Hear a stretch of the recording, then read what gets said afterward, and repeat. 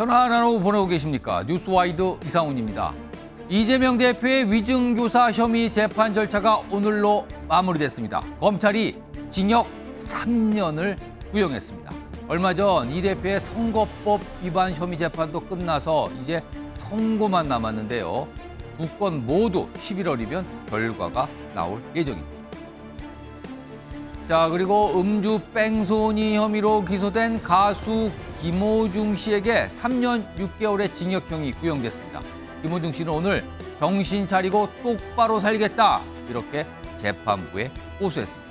자, 이런 주제들과 함께 저는 1분 뒤에 돌아오겠습니다.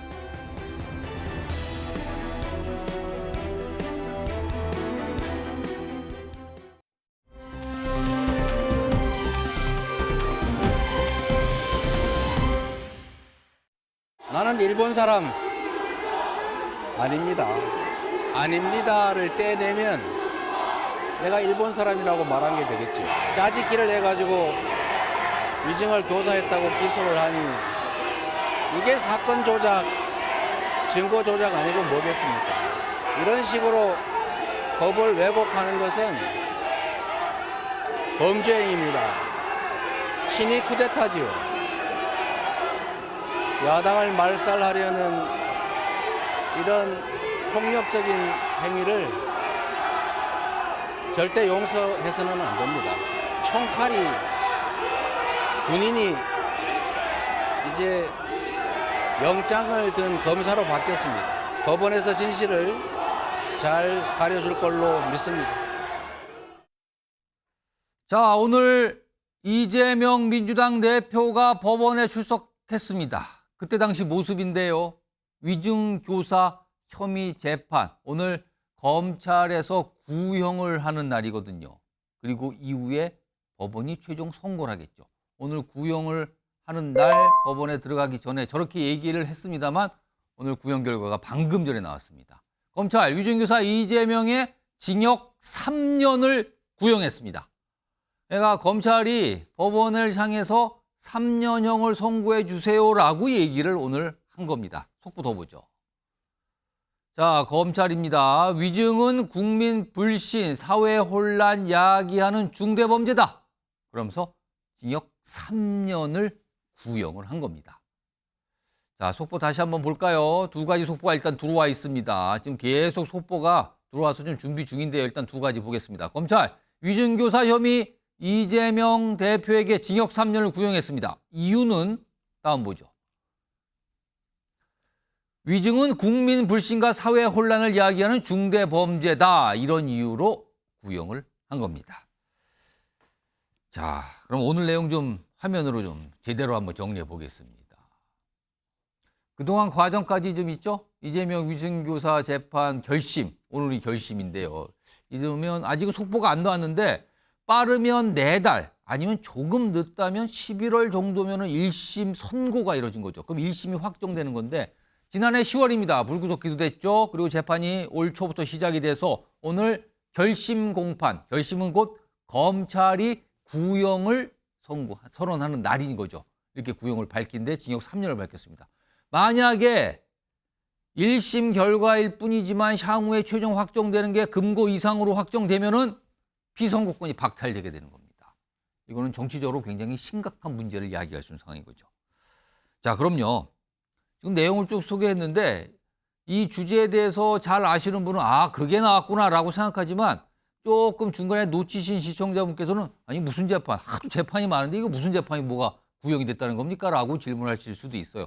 그와 오늘 재판과 관련된 과거의 어떤 모습들이 있었습니다. 내용 좀 보겠습니다.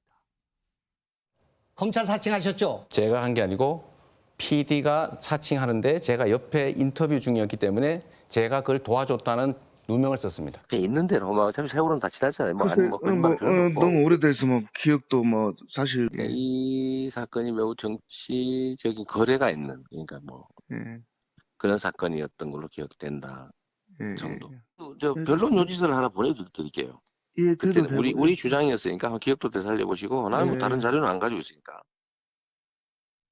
정신 변호사, 이게 지금 시간이 꽤 지났는데 이게 지금 오늘 위증교사 혐의 재판이잖아요. 이게 어떤 건으로 지금 그동안 재판이 진행된 건지 그 내용을 좀 설명해 주세요. 이게 22년 전으로 가야 되는데요. 2002년 5월 10일에 예. KBS의 추적 60분이라고 있잖아요. 음. 거기 PD가 거기 이제 뭐죠? 그 분당 파크뷰 사건 관련해서 취재를 하다가 예. 이재명 당시 변호사 사무실에서 이재명 변호사와 만나가지고 검사를 사칭해서 당시 성남시장이었던 김병량 시장에게 전화해서 그 녹음을 따자 이렇게 이야기한 거예요. 그다음에 그 두 사람의 그 의도대로 김병량 시장이 속아가지고 예. 그 마치 이제 그 최 PD가 그 성남 수원지검의 검사인 것처럼 착각해가지고 김병량 시장이 이런저런 이야기를 하는데 검사인 줄 알고 얘기를 했다. 네네 거기서 일부를 따가지고 5월 18일인가요? 그때 그 뉴스 그 추적 60분에 예. 그 내용이 딱 나와요.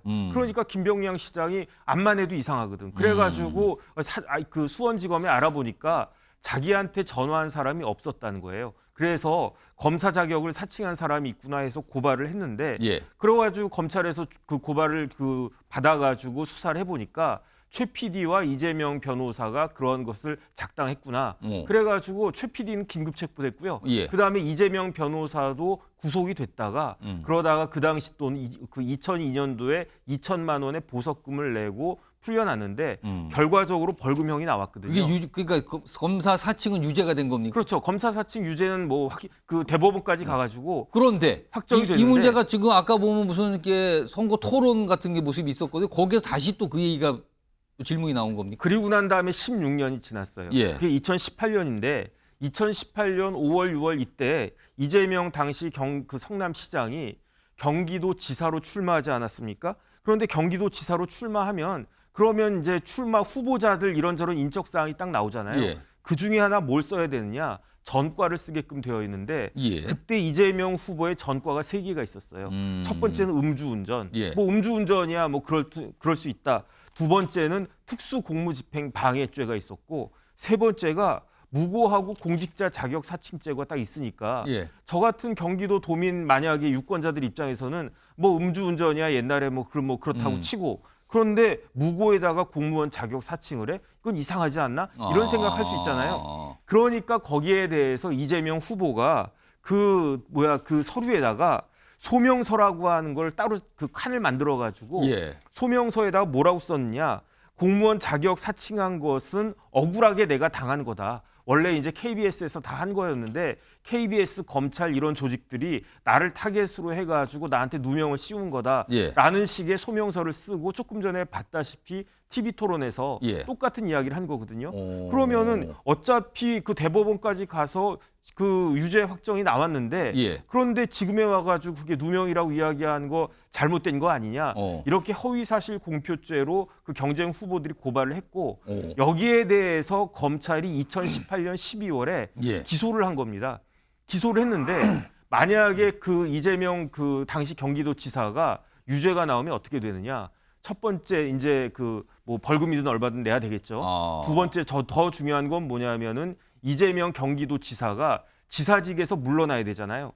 세 번째 뭐가 있냐면 이게 경기도지사 후보니까 돈이 많이 들잖아요. 예. 그래서 보전받은 금액이 그 당시 돈으로 40억이었는데 이 40억이 얼마나 큰 돈이었냐면 당시 이재명 후보가 신고한 재산이 29억 9천만 원이었어요. 그러니까 전 재산 다 탈탈 털어내도 부족할 만큼 큰 돈이었으니까 그러니까 여기서 유죄 받으면 안 되고 무죄 받아야 되겠다 해서 그 김모 씨한테 위증을 갖다 부탁을 했는데 그 2018년 12월 20일부터 예. 24일까지 무려 4번을 위증을 갖다 부탁을 갖다가 하고 그럼 오늘 재판 나온 게 그 그러니까 위증교사 혐의 재판. 그렇게 네네. 위증을 부탁했다. 그 재판을 받은 겁니까? 그래가지고 2019년 2월에 그 김모 씨가 예. 실제로 법정에 나가가지고 위증을 갖다가 하는 겁니다. 그러면은 이게 만약에 최종 확정되면 앞서 2018년에 선거 토론할 때 얘기했던 그건 내용은 또 그건 어떻게 되는 겁니까? 만약? 그러니까 그게 거짓말이었으니까 그거 2018년 6월에 거짓말했다고 해가지고 예. 2018년 12월에 기소가 됐고요. 예. 기소가 됐으니까 형사재판이 진행될 거 아니에요. 형사재판 진행될 때 그 김모 씨가 증인으로 왜냐하면 그 사람이 김병량 씨의 그 수행 비서였기 때문에 예. 이 당시 사정을 잘 안다 해가지고 증인으로 이제 소환이 됐는데 예. 증인으로 소환되기 전에 이재명 그 당시 경기도지사가 친히 전화를 무려 4번이나 해가지고 방금 들은 내용이 그 녹취된 그 목소리가 그게 당시 통화 내용 중에 일부였다. 그게 지금 나온 거네요. 네네 맞습니다. 그래가지고 이재명 당시 경기도지사가 지시한 그대로 김모 씨가 증언을 하는데 나중에 뭐라고 밝혔냐면 왜 이렇게 위증을 갖다 했습니까? 이렇게 물어봤더니 그러니까 경기도지사의 직접적인 부탁이 수차례나 있어가지고 중압감을 이기지 못해서 내가 위증할 수밖에 없었다. 이게 지금 여태까지 쭉 재판 진행됐던 내용이고요. 거기 그 재판이 이제 1년을 끌어가지고 오늘 결심을 하고 이제 조만간 판결이 나온다 이렇게 볼 수 있을 것 같습니다. 그래서 3년형을 오늘 검찰에서 구형을 한 거예요. 요거는 정기란 교수님 3년 구형 어떻게 보십니까? 아유, 좀 약간 저는 충격적이에요. 지난번 선거법 위반 사건에서도 검찰이 2년 구형했습니다. 2년이었어요. 근데 저는 굉장히 높은 형량이라고 봤고 구형량이죠. 예. 자, 근데 이번도 마찬가지입니다. 지금 검찰이 왜 이렇게 그러면 강경하게 나오느냐. 물론 이 사안 자체를 중대하게 봤다.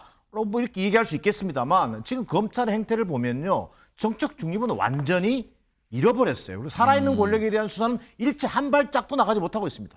특히 뭐 그동안 제기돼 왔던 김건희 여사 명품백 수수 의혹이 됐던 예. 주가 조작 문제가 됐던 그 어떤 사안에 대해서 한 발짝도 나가지 못한 저는 이게 반발이다. 역으로 이걸 덮기 위해서라도 검찰이 이재명 대표에 대해서만큼은 엄정하게 하겠다라고 하는 그 의지를 보여준 것으로밖에 설명이 안 되는 거예요. 자, 이 정도 구형이면요. 반드시 이재명 대표는 시형을 받게 하겠다라고 하는 그런 의지를 드러낸 정치적 구형이라고 저는 볼 수 있습니다. 자, 일단 이 재판이 어떤 과정을 거쳐 지금까지 온 건지 그리고 구형 내용까지 좀 소개해 드렸고요. 뭐 의견 좀 들어봤습니다. 그리고요. 오늘 이재명 대표가 오늘 재판 이 결심 재판이라고 그러죠. 여기에 들어가기 전에 아까 모습 하나 있었는데요. 오늘 약간 좀 눈길을 잡는 모습도 있었고요. 그리고 여당 내에서 오전에 반응도 좀 미리 있었습니다. 들어보겠습니다.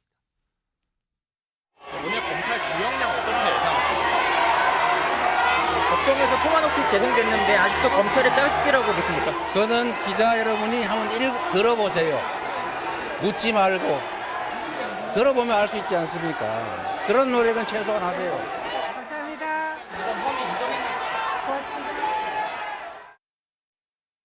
이재명 대표의 공직선거법 위반 혐의와 위증교사 혐의, 그 본질은 거짓말과 거짓말의 연속입니다. 한술 더 떠서 민주당은 그런 거짓말을 수사한 검사들에게 보복을 가하고 아무리 거짓말과 보복을 일삼아도 진실을 덮을 수는 없습니다. 정의는 살아있다는 것을 사법부가 보여주기를 기대합니다. 자, 송영훈 국민의힘 대변인. 오늘 검찰의 구형, 징역 3년입니다. 이거 어떻게 좀 뭐 변호사시니까 법적으로 좀 어떻게 판단하시는지 하고 1심 재판부가 최종적으로 선고를 하면 할 텐데 그 1심의 최종 선고는 어떻게 전망하시는지? 일단 먼저 구형에 대해서 좀 보면요. 이 3년 구형은 지금 대법원 양형기준표상 가중 영역이 징역 10월에서 3년까지입니다. 그래서 가중 영역에서 가장 높은 형을 지금 검찰이 구형을 했는데 저는 지극히 타당하고 자연스러운 구형이라고 생각합니다. 왜냐하면은 이재명 대표의 이 위증교사 혐의는 녹음 파일을 들어보면은 대단히 분명해요. 그리고 이게 한 번의 위증교사에 그치는 것이 아니고 사실은 2002년부터 계속 거짓으로 돌려막기를 해온 결과가 이 위증교사 재판입니다. 즉 2002년에 당시 성남시장의 잘못을 캐겠답시고 검사 사칭이라고 하는 잘못된 방법을 실행한 것이 그 이재명 대표의 당시 검사 사칭 사건 아닙니까? 그렇게 해놓고 2018년 경기도지사 토론회에서 또 거짓 주장을 해요. 본인이 누명을 썼다고. 그것을 선거법 위반 사건에서는 사실이 아니라 의견의 영역이라고 봐서 무죄로 판단을 해줬지만 어쨌든 그 당시에 그 범죄로 인해서 도지사직을 상실하는 것을 면해보고자 이 김진성 씨라고 한 사람에게 위증 교사를 한 것 아니겠습니까? 그렇게 해서 거짓을 말해달라고 하고 이 재판에 와서도 계속 거짓 주장으로 일관을 하고 있습니다. 이런 22년 동안 계속되어 온 거짓의 사슬을 끊으려면은 중형을 선고하는 것 외에는 다른 방법이 없다. 이런 말씀을 드리고요. 그다음에 법원의 선고는 자, 이재명 대표는 지금 이 사건에서 계속 범행을 부인하면서 전혀 반성하지 않고 있습니다. 예. 그래서 감경을 할 만한 요소가 이렇다 하기 없어요. 다 오히려 대법원 양형기준표상으로는 위증을 교사하면은 위증한 사람보다 더 가중하게 돼 있습니다. 그렇게 되어 있기 때문에 제가 봤을 때는 이것은 징역형을 면하기 어렵다. 더더군다나 대법원 양형기준표상 벌금형이 없습니다. 낮춰서 벌금형을 선택하려면은 판사가 판결문에 굉장히 자세하게 그 이유를 적어야 됩니다. 그런데 지금 어떻게 벌금형으로 낮춰줄 만한 이유가 없거든요. 그렇기 때문에 이재명 대표는 유죄가 인정되면은 징역형을 피하기가 거의 불가능할 것이다. 저는 이렇게 예상합니다. 이동학 전 민주당 최고위원 나와 계신데요. 사실 이 재판이 선거법 재판도 이게 굉장히 정치적으로 큰 타격을 줄 수 있지만 이게 금고 이상형이 나오게 되면은 피선거 물론 이제 확정이 되면은요 대법원까지 가서 피선거권 박탈될 수밖에 없는 상황이거든요.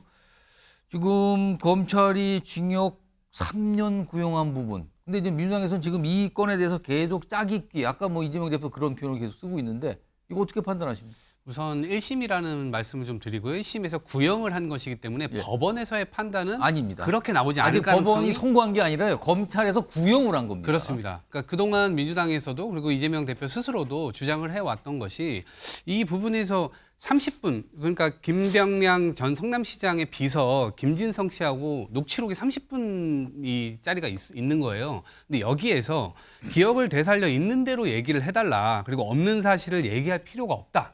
그리고 사건을 재구성하자는 게 아니다라고 강조를 합니다. 근데 이게 한 번 얘기한 게 아니고 12번이나 얘기를 해요. 이런 취지의 이야기를. 그렇기 때문에 이거를 종합적으로 판단할 경우에는 검찰이 짜깁게 해가지고 이거를 이재명 대표가 마치 위증교사를 한 것으로 몰아간 듯한 이 여론을 그렇게 정황을 만든 것 아니겠습니까? 그런 부분에 대해서는 저는 법원 앞에 가면 그 법원에서는 그런 것들을 다 종합적으로 판단할 것이기 때문에 이 지금 검찰이 구형한 대로 아주 위중한 엄청난 이 형이 나오진 않을 거라고 생각을 하고요. 또 한 가지는 검찰이 이것을 지금 이 사건을 지금 22년 전 사건이라고 말씀하셨는데 쭉 그것이 드리블되어 오는 이 과정에서 경기도지사 이 선거 때 이 발언 때문에 굉장히 중대한 선거에 영향을 미칠 수 있었던 사안이라고 얘기를 합니다. 근데 저는 이 발언 때문에 그렇다고요, 실제로? 저는 그렇지 않다라고 봅니다. 침소봉대에서 결국에는 굉장히 작은 사건을 크게 만들어가지고 마치 범죄가 있는 것이냐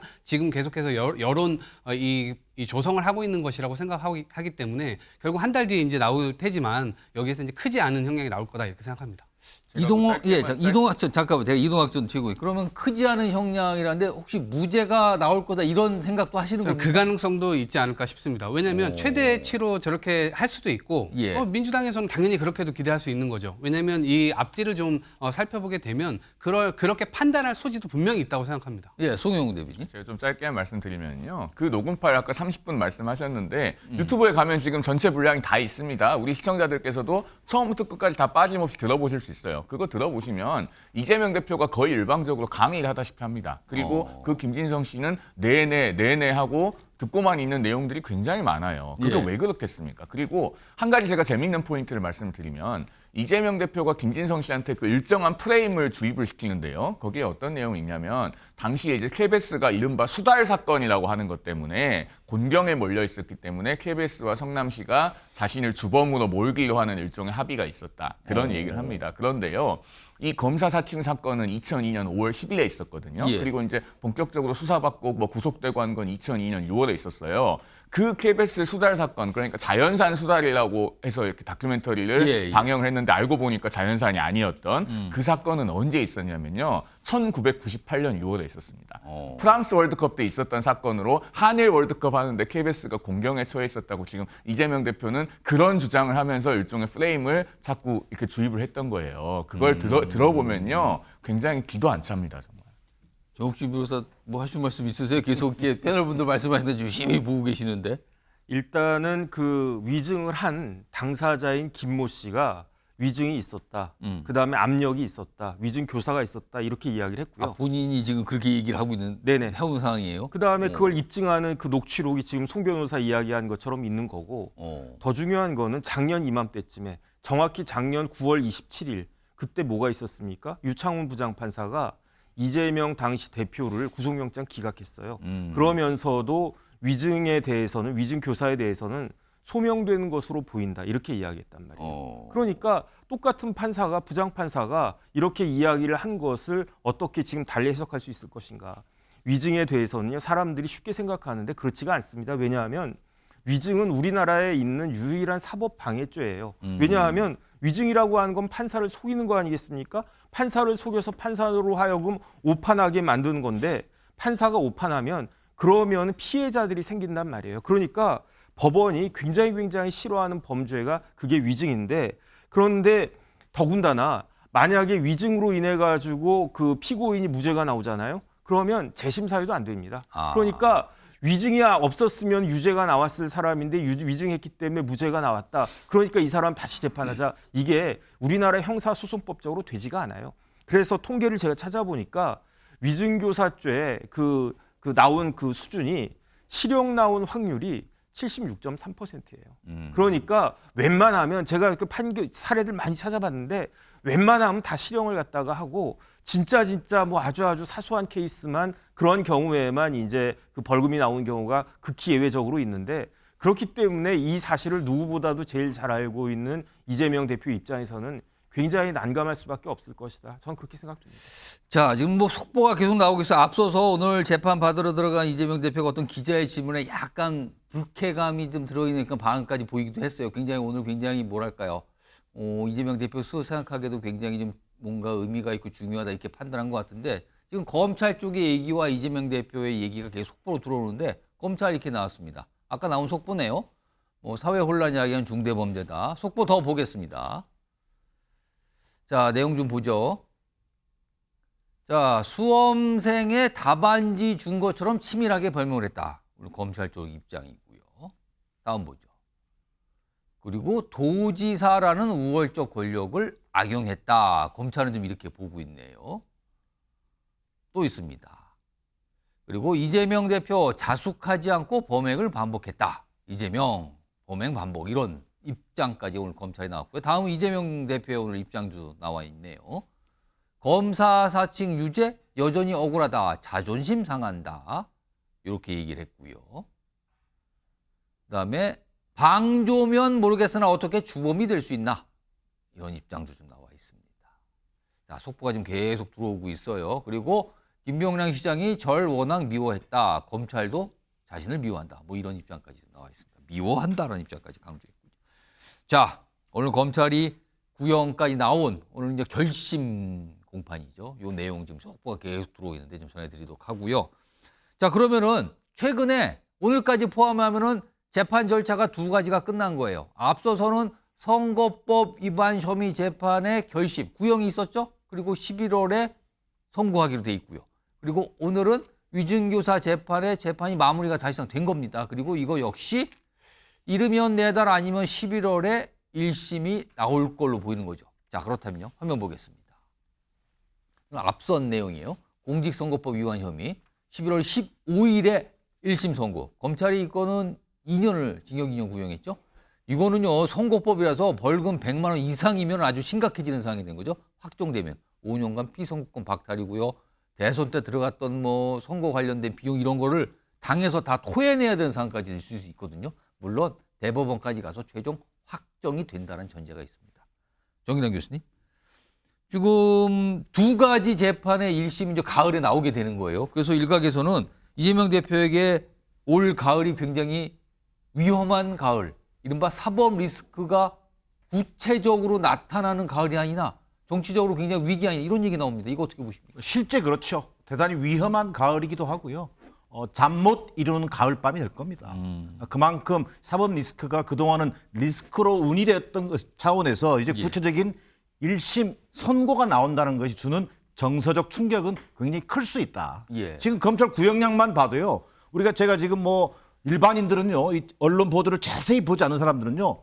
이재명 대표가 1년 받았대. 이렇게 소문이 날 수 있는 거예요. 아, 구형인데 이거 혹시 그렇죠. 또 선고를 그런 착각도 많이 할 수 있거든요. 그런 것처럼 그것이 주는 정서적 충격이 굉장히 크다. 그러다 보니까 실제 이재명 대표 입장에서는 오늘 그 검찰 출두하고 법원에 출정해서 뭐 구형량 나온 뒤에 전후 과정에서의 이재명 대표의 발언을 보면 상당히 좀 날이 서 있는 느낌입니다. 그리고 좀 정서적 표현도 많아요. 아까 검찰이 미워했다. 이런 얘기가 김병량 나와요. 시장이 나를 미워했다. 이런 표현이 많은 거 보면 그만큼 지금 현재 제기되고 있는 일련의 이 재판 결과에 대해서 굉장히 예민해져 있는 것을 확인할 수 있습니다. 더더욱이나 더 나아가서 이 검찰의 태도 또한 대단히 지금 비판받아 마땅한데요. 실제로 선거법 위반 때도 그랬습니다만 오늘 위증교사 문제에서도 이 검찰의 칼날은 완전히 이재명 대표를 어떤 일이 있어도 징역형을 받게 하고야 말겠다라고 하는 대단히 정치적 행위로 하고 있기 때문에 여기에 대해서 이재명 대표 또한 대단히 지금 검찰의 어떤 법 왜곡까지 거론하면서 대단히 강경한 입장을 보여주고 있는 상황입니다. 그러나 자 어찌됐든 지금 당 주변에서는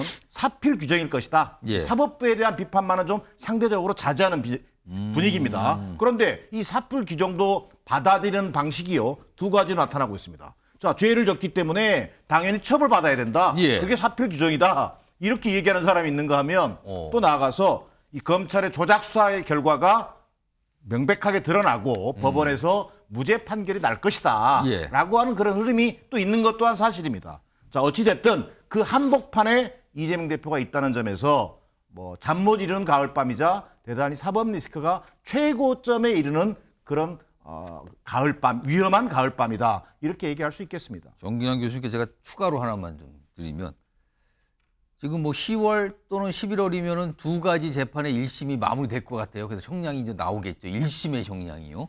물론 확정 판결은 아닙니다만 만약에 상당한 수준의 1심 형량이 선고가 된다면 당내 이재명 대표의 당 장악력 또 리더십 이거 어떻게 좀 된다고 보십니까? 당장에 뭐 당의 장악력이 약화되거나 예. 이재명 리더십이 좀 뭐 흔들거린다든지 그럴 일은 없겠습니다만 어찌됐든 1심 판결의 결과에 따라서 실형을 받게 된다면 예. 당내 그동안 잠복해 있던 당내 갈등이라든지 이재명 대표의 리더십에 대한 문제라든지 또 당이 선거법 위반의 경우에는 434억의 선거 비용을 토해내야 된다라고 하는 그렇습니다. 그런 것들이 구체적으로 거론되면서 당의 리스크가 상당히 높아질 위기감이 높아질 가능성이 높다. 그리고 그동안 비주류라고 돼 있는 분들이 숨지고 있었지 않습니까? 이런 분들이 또 하나의 계기를 만들어서 이 사법 리스크가 현재화됐다. 이재명 대표 리스크 위험하다. 예. 대선을 안정적으로 치르려면 또 다른 선택지가 있어야 한다. 이런 논의들이 시작되는 어떤 발화점이 될 가능성은 높아 보입니다. 정기환 교수님께서 해주신 논평의 핵심은 잠 못 이루는 가을이 될 수도 있다. 이렇게 좀 요약이 될 것 같습니다. 오늘 이재명 대표의 위증교사 결심 공판, 징역 3년형의 구형이 나왔다는 내용 전해드렸습니다. 지금 이재명 대표 얘기가 속보로 나오는데 제가 험한 인생을 살았다. 이런 반응까지 나옵니까? 다른 속보가 더 있으면 좀 볼게요. 지금 아까 속보가 좀 계속 나오고 있거든요. 방송 뉴스와이드 중간중간 전해드리도록 하고요. 또 나왔네요. 위증교사 아니라 있는 그대로 말해달라는 취지다. 이렇게 또 강조를 했다고 하네요. 험한 세상을 살아왔다. 뭐 이런 취지의 얘기까지 꺼내놨습니다. 알겠습니다. 이 정도 좀 내용 좀 보고요. 그리고 여기 또 있네요. 판결이 진리 쓴 성경도 아닌데 억울하단 말도 못하나.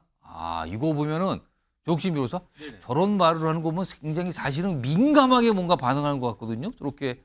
저런 오늘 얘기를 재판에서 한다는 거는요. 그런데 저 이야기는 예. 적어도 법률가가 할 이야기는 아니죠. 누가 판결이 성경이라고 그랬습니까? 판결은 판사가 쓰는 거지 하나님이 쓰는 거 아니거든요. 판사도 오류가 있을 수 있고요. 판사도 틀릴 수 있는 거예요. 예. 그러니까 항소심 가고 그 대법원 가고 그러는데 예. 그런데 왜 저런 이야기를 하는가?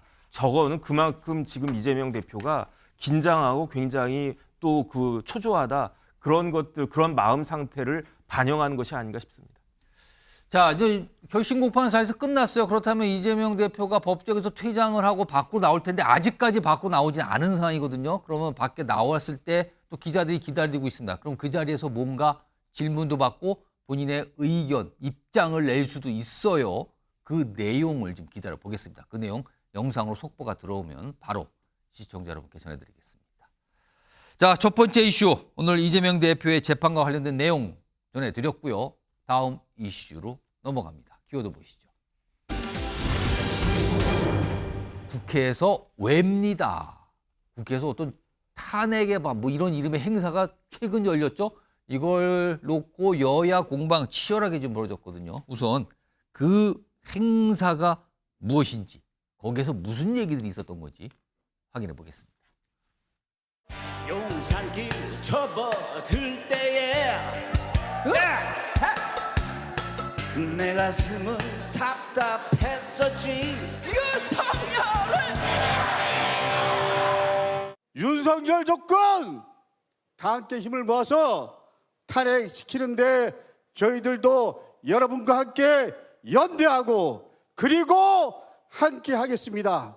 이것이 시대정신이고 이것이 국민의 준엄한 명령이기 때문에 그렇습니다. 이게요, 어디 뭐 밖에 어떤 거리의 집회에서 있었던 게 아니고요. 아니면 어디 공연장에 있었던 게 아닙니다. 국회 안에서 저런 모습이 있었어요. 국회 안에서 열린 어떤 행사에서요. 자, 그러자 여당 강하게 반발하면서 비판합니다. 들어보시죠. 주말 자주통일평화연대 등 탄핵 집회를 했는데요. 거기서 행진 도중 연막탄을 사용하는 일이 벌어졌습니다. 이 단체가 바로 이곳 국회에서 그런 류의 행사를 개최했습니다. 국회에서 그런 행사를 벌이는 것을 용인하는 것에 대해서 경악을 금치 못하겠습니다. 국회의 권위와 국회가 가지고 있는 상징성, 품위를 훼손하는 이런 일체의 행동을 멈춰 주시길 바랍니다. 지금 정치 상황에서 자신들이 주도해서 앞으로 탄핵을 이끌어보자라는 생각이 있을 겁니다만은 궁극적으로는 이재명 대표가 맞닥뜨리고 있는 이 사법적인 문제를 어떻게 해서든 국민의 시각을 돌리고 또 조금이라도 늦춰보고자 하는 그런 목적이 크다고 판단하고 있습니다. 자, 송영훈 국민의힘 대변인. 지난주 후반부에 열렸던 국회에서 열렸던 이른바 탄핵의 밤 행사.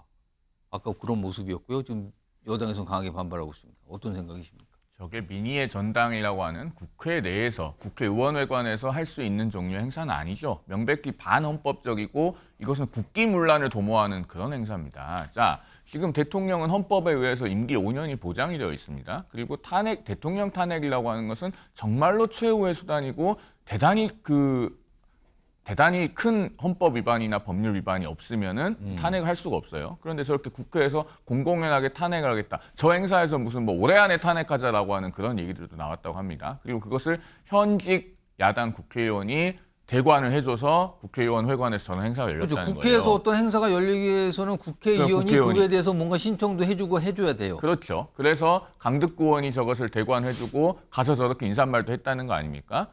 저것을 명백히 사과해야 될 일인데 오히려 강득구원은 지금 잘했다고 뻔뻔하게 버티고 있습니다. 자, 그러면은 이것이 강득구원 개인의 문제겠는가 이걸 생각해 봐야 됩니다. 지금 민주당에서는 뭐 이재명 대표가 공공연하게 아버지라고 불려왔고 또 일극체제라고 하지 않습니까? 사실은 저것이 이재명 대표의 의사에 반해서 저런 행사를 주선을 해놓고 사과도 하지 않고 오히려 내가 뭘 잘못했냐 이렇게 뻔뻔하게 버티는 것이 가능하겠는가? 저것이 정말 이재명 대표의 의중과 무관하다면 민주당은 강득구원을 당장 제명을 하고 그다음에 또 탄핵연대라고 하는 그 단체도 바로 해체하라 이렇게 지시를 해야 맞겠죠. 그런 것이 없으면은 이재명 대표가 결국 본인의 사법 리스크에 있어서 어떻게든 무죄를 받을 방법은 없으니 저렇게 헌정 질서를 문란하게 하는 행위들을 통해서 뭔가 그 탄핵 빌드업을 해나가겠다는 것이 아니냐 그렇게 볼 수밖에 없을 것 같습니다.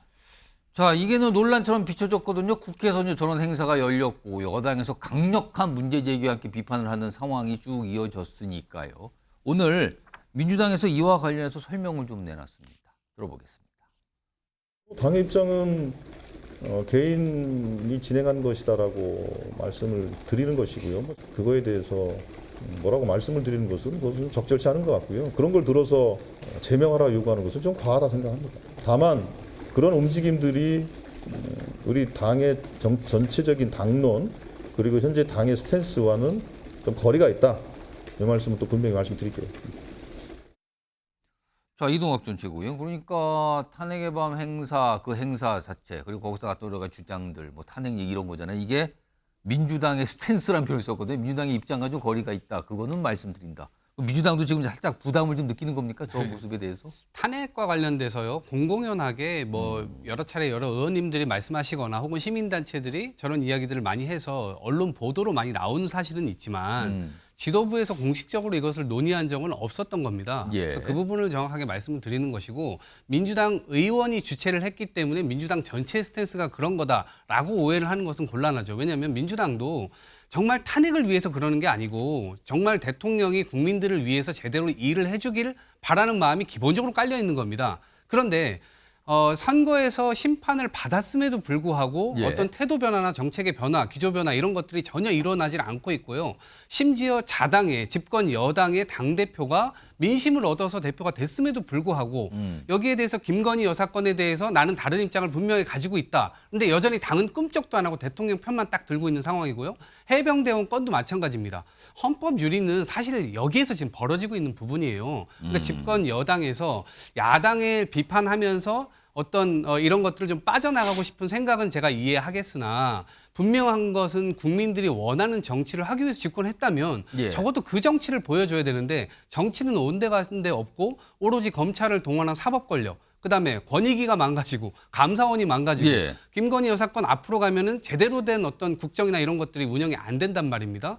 이런 지점에 대해서 국민들은 분개하고 있고요. 특히나 경제 상황도 굉장히 안 좋죠. 이런 것들이 종합적으로 물려서 지금 탄핵을 해야 되는 거 아니야? 이 대통령 지금 도대체 우리를 위해서 일하고 있는 거 맞아? 이런 의구심이 굉장히 커지고 있는 거예요. 예. 거기에서 일각에서 민주당 일각의 의원님들이 이런 이야기들을 하는 것, 이런 판을 까는 것, 이런 것들은 또 일정 부분의 그 국민들의 어떤 의사들을 소구할 필요가 있기 때문에 그런 지점에서 이번에 이 열린 것이다. 이렇게 이해를 해야 되겠죠. 분위기는 그런 건 알겠지만 그러나 당론 거의 당 이른바 민주당에서 나온 표현이요. 당의 스탠스는 탄핵의 방 그런 건 아니다. 그 말씀인 겁니까? 그렇습니다. 그러면? 네. 지금 방금 말씀하시는데 이제 여당에서 나온 반응 있잖아요. 아까 탄핵의 밤이라 했잖아요. 행사가. 그랬더니 이재명 대표를 겨냥해서 구속의 밤 열어야 된다. 아 이렇게 탄핵의 밤 구속의 밤 맞불을 놓자. 지금 김종혁 최고위원의 얘기네요. 우리도 이재명 구속의 밤 열어야 할 듯.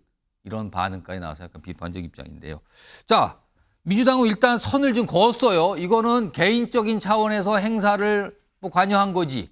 그리고 이건 당의 입장과는 거리가 있다. 아니라고 선을 그었습니다. 자, 그런데요. 저 행사가 있었던 그 다음 날 야외에서 열린 집회가 하나 있었죠. 그것 좀 보겠습니다.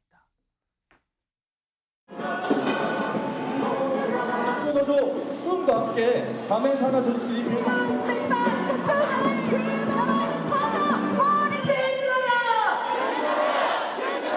북권에 맞서 싸우고 있는 정당 발언 순서입니다.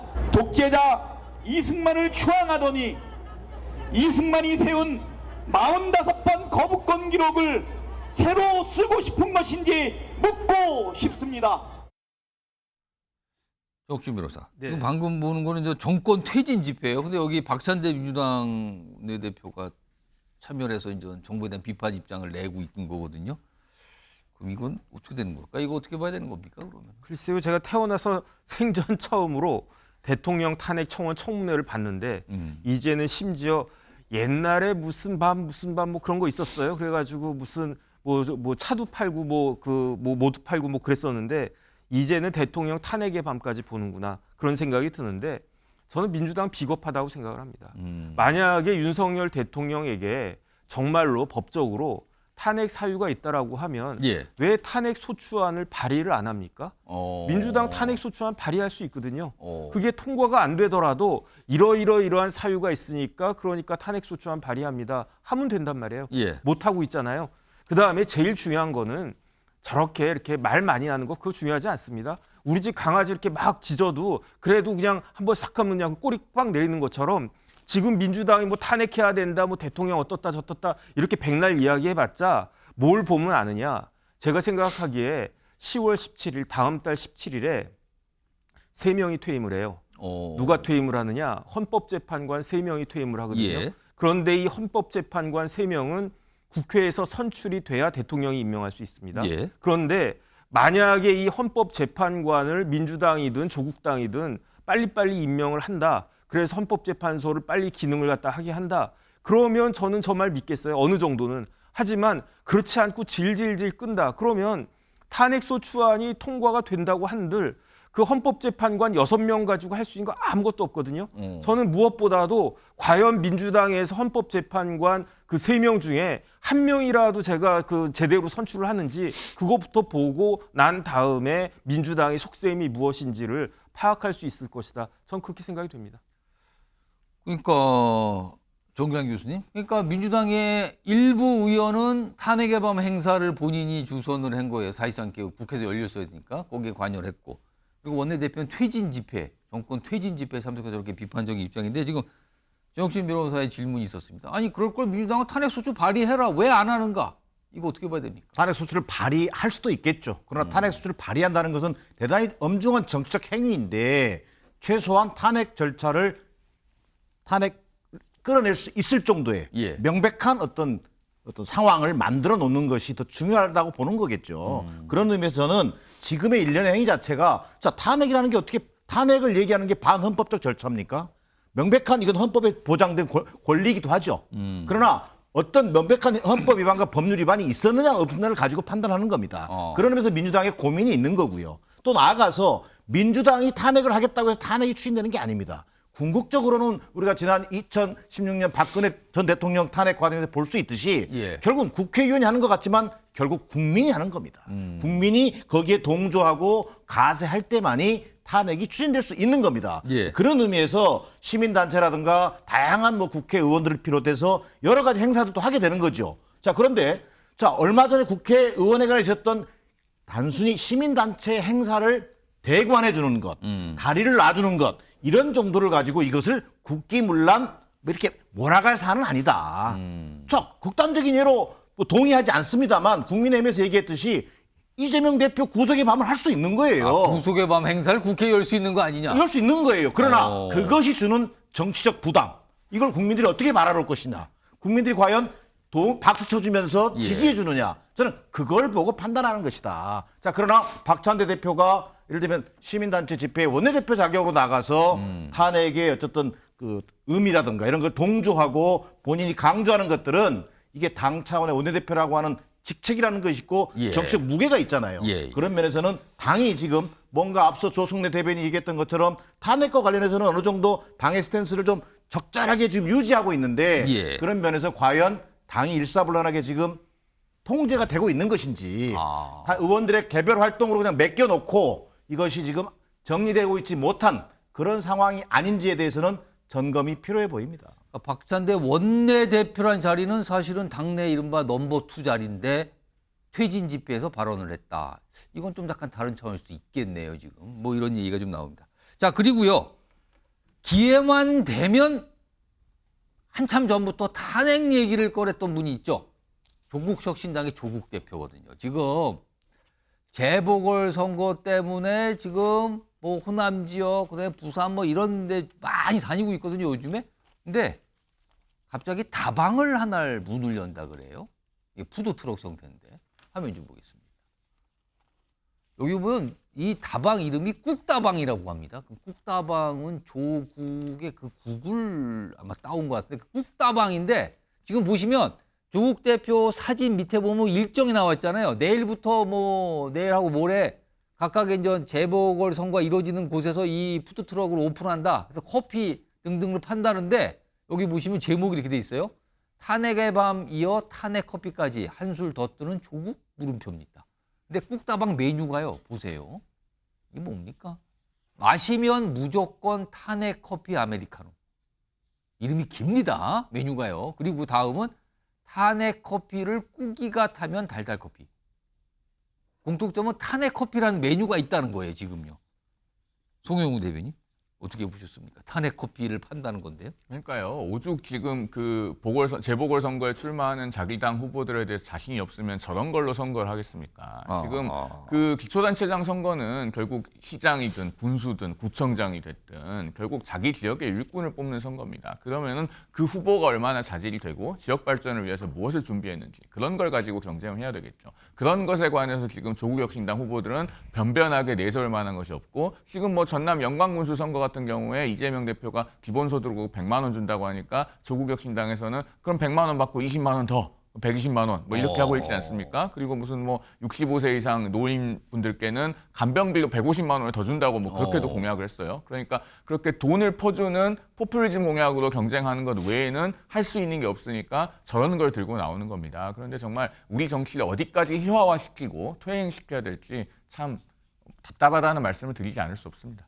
누구 정기남 교수님 어떻게 보십니까? 저 조국 대표는 저 커피 이제 꾹다방 운영을 위해서 뭐 검사도 받았다 그래요. 여기 보면 뭐 본인이 이제 그걸 아마 그런 서비스를 하기 위해서 이제 필요한 절차가 있는데 그것까지 받았다는 걸 또 공지도 하고 그랬어요. 보건증 사진 어떻게 보셨습니까?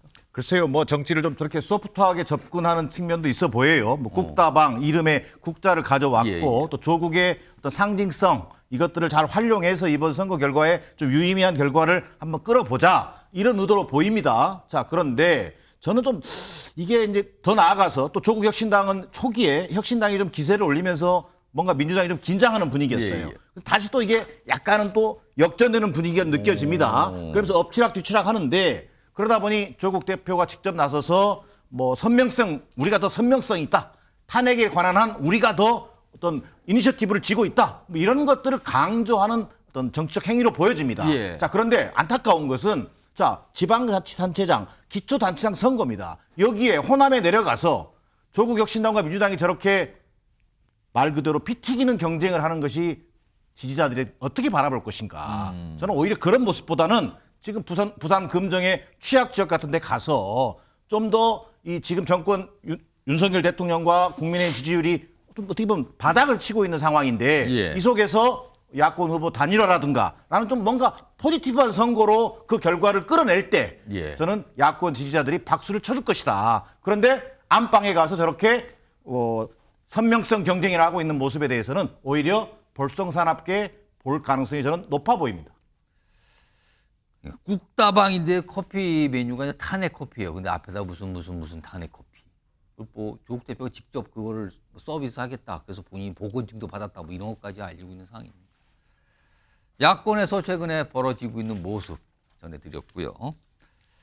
다음 주제로 좀 바꿔보겠는데요.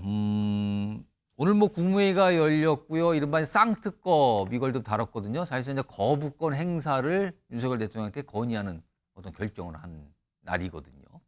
일단 그 주제로 넘어가 보죠. 자, 키워드가 총리의 생각입니다. 총리의 생각. 한덕수 국무총리의 생각이라는 건데요. 오늘 국무회의가 열렸죠. 그리고 그에 앞서서는요. 어떤 표결을 통해서 이 쌍특검 등 몇 가지 법안들이 통과가 된 모습이 있습니다. 묶었습니다. 보시죠. 8차 본회의를 개의하겠습니다. 햇새 낭비 민주당은 중단하라. 재석 167인 중 찬성 167인으로서 가결되었음을 선포합니다. 찬성 170인으로서 가결되었음을 선포합니다. 대통령께서 제2요건 행사를 해 주실 것을 강력히 건의드립니다. 제 의결 결과 모두 부결되어 폐기된 바 있습니다. 그럼에도 불구하고 야당은 위헌성이 조금 더 해소되지 않은 법안들을 다시금 일방적으로 처리해 정부에 이송했습니다. 자, 이렇게 된다면 거부권 행사, 윤석열 대통령의 거부권 행사가 예정됐다고 봐야 되겠죠. 그리고 야당은 또 뭔가를 또 예고하고 있어요. 그렇다면 다시 재표결에 붙일 것이다. 뭐 이런 내용까지 나오고 있는 상황인데요. 그런데요, 오늘 한덕수 국무총리의 언론 인터뷰 내용 하나가 좀 공개된 게 있습니다. 그중에 좀 눈길을 잡았던 내용, 그 대목이 좀 있거든요. 화면으로 정리했습니다. 여러 가지 이제 뭐 질문을 받고 한 답이잖아요, 인터뷰니까. 근데 이렇게 얘기해요. 뭐 대통령과 관련해서 뭐 어떤 뭐 평가를 잠깐 한 건데, 여기 보면 대통령은, 그러니까 윤석열 대통령은 대인이다. 제일 개혁적인 대통령이다. 이렇게 좀 평가를 합니다. 그리고 김건희 여사 관련해서는 대통령이 기자회견 때 사과를 이미 했다. 그러면서 그 정도면 국민께서 이해해 주셔야 하는 것 아닌지라는 생각을 밝힙니다. 이동학 전 최고위원은 이 인터뷰 내용 어떻게 좀 판단하십니까? 저는 지금 한덕수 국무총리께서 대한민국 총리가 맞는가 이런 생각이 듭니다. 국민들의 목소리를 진짜 저분이 듣고 계신가? 이 부분에 대해서 의아할 수밖에 없고, 지금 대통령이 사과를 했다고 하니까 국민들께서 그 정도를 이해해 줘라라고 얘기를 하는 건데 실제로 대통령 사과 안 했죠. 제가 워딩 정확하게 기억하고 있습니다. 당시에 사과를 드리고 있습니다. 이게 듣도 보지 못한 그런 문장을 써가지고 마치 사과라는 단어를 썼으니까 사과했다라고 하는데 분명하게 국민들 앞에 사과드립니다. 이렇게 했어야지 사과드리고 있습니다라는 이상한 이 말을 썼거든요. 그러니까 그것도 사과한 것도 사실은 사과한 게 아니고요. 그다음에 국민들이 보실 때 윤석열 대통령이 과연 가장 개혁적이라고 느낄까요? 저는 파괴의 왕이라고 오히려 지금 국정이나 이런 걸 운영하는 모습들을 보면 자세와 태도도 굉장히 이상하지만 여러 가지 측면에서 건드리는 것마다 오히려 더 일을 어렵게 꼬이게 만드는 것들이 굉장히 많이 나옵니다. 이를테면 지금 의료개혁 관련돼서는 국민들 완전히 관심도가 높아져 있는 상황임에도 불구하고 이게 지금 앞으로도 못 가고 뒤로도 못 가는 상황이 돼버렸습니다. 이제 이게 다음 대통령이 와도 이거 수습하다가 5년 다 보낼 판입니다.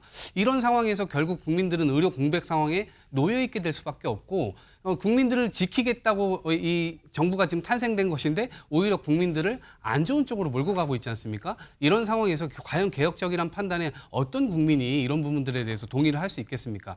또 한 가지는 김건희 여사와 관련된 지금의 권익이라든가 감사원이라든가 검찰이라든가 그동안 보여져 왔던 여러 가지 모습들에서 완전히 동떨어져 있는 그런 모습들을 보이고 있는 것에 대해서 국민들이 이상하다. 그리고 그런 부분들이 일정 부분 이 지지율로 나타나고 있는 거거든요. 근데 이 지지율을 가지고도 저렇게 이야기를 한다? 여전히 고압적인 자세를 가지고 있는 것 같고요. 제가 볼 땐 저런 거는 사실 국무총리는 국민들의 민심을 좀 더 받아서 대통령의 변화를 좀 촉구해가지고 실제로 국민에게 이익이 되는 정치를 해야 되는데 지금 전혀 그런 모습이 안 보입니다. 오히려 대통령에 동화되어서 많은 집권 여당의 국회의원들과 함께 동화되어서 오히려 국민들을 배척하고 있는 저런 자세와 태도 대단히 부적절한 인터뷰라고 생각합니다. 영진 변호사는 한덕수 총리의 오늘 또 인터뷰 내용 중에서 한 대목이에요. 그러니까 윤석열 대통령에 대해서 약간 평가하는 부분이 하나 있었고요. 네네. 그다음에 김건희 여사 관련된 어떤 국민들이 좀 이 정도면 이해해 주셔야 된다고 생각한다. 요 입장 두 가지를 밝혔는데 어떻게 들으셨습니까? 전 좀 이상하다고 생각을 합니다. 저도 국민인데 저부터도 이해가 안 되는데 다른 국민들 중에 이해가 되는 분이 얼마나 있을까? 저는 그런 생각하고요. 예. 이런 생각을 저만 합니까? 아니잖아요. 지난번 경선 과정에서 한동훈 대표 포함해서 모든 후보들이 영부인의 사과가 필요하다라는 식으로 이야기하지 않았습니까? 당시의 사과 필요성에 대해서 모두 약간 동의한다는 의견들을 비췄거든요. 네네, 저는 그렇게 기억하는데요. 그 다음에 영부인의 행위가 부적절한 것이었다라고 한 건 누구나 다 아는 거잖아요.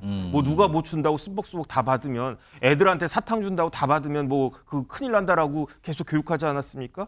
저는 사과가 그렇게 어려운 건가 납득하기 어렵고요. 그 다음에 대통령이 당대표 한번 만나는 게 그렇게 어려운 건가? 그것도 납득하기 어렵고 그렇기 때문에 한덕수 총리의 말씀은 뭐 제가 이상한 건지 한덕수 총리가 이상한 건지 잘 모르겠지만 저로서는 이해하기 어렵다 이렇게 생각됩니다. 요거 송영훈 대변인하고 정기남 교수님께서 제가 한 1분씩만 들어볼게요. 오늘 한덕수 총리가 여러 가지 뭐 정책 등등등 여러 가지 그 최근에 본인이 국회에서 굉장히 강하게 약간 받아치는 모습인데 그런 것까지 포함했는데 특히 저 부분이 좀 주목을 받았거든요. 정기남 교수님은 어떻게 보십니까? 저 때문에. 글쎄요. 한때는 윤석열 대통령과 임기를 같이 시작한 초대총이잖아요. 예. 윤석열 정부의 초대총인데 지금 유일한 총리입니다. 유일한 총리다. 그래서 그동안 그래서 한때는 대독 총리 얘기도 들었어요. 그러다가 이제 얼마 전에 지난 총선 결과 대표하면서 당분간 유임 총리로 바뀌었습니다.